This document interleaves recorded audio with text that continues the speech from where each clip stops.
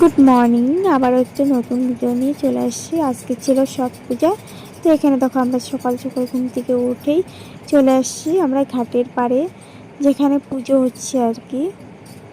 তো এখানে আসলাম, আসার পরে দেখি পুজো করছে আর কি।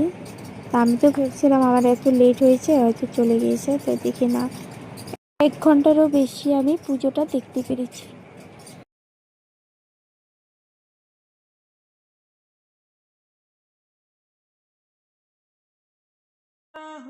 পুজো ওদের শেষ, তো আমরা এখন চলে যাব। তো ঠেকুয়া নিয়ে এখন আমরা বাড়ি চলে যাচ্ছি। আর বাড়িতে যেহেতু আজকে বিপদনাশিনী পুজো আছে, তো এখানে দেখো স্নান টান করে সব গুছিয়ে নিয়েছি। এখন চলে যাব হচ্ছে আমরা ঠাকুর আনতে। তো আমি আর আমার বোন চলে যাচ্ছি।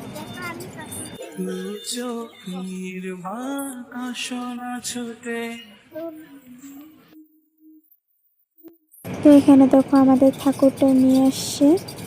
ঠাকুরটা খুবই সুন্দর হয়েছে, মুখটা মানে কি বলবো, ভালো লাগছে। আর মা এদিকে খিচুড়ি রান্না করছে, আর এদিকে পুজো হচ্ছে।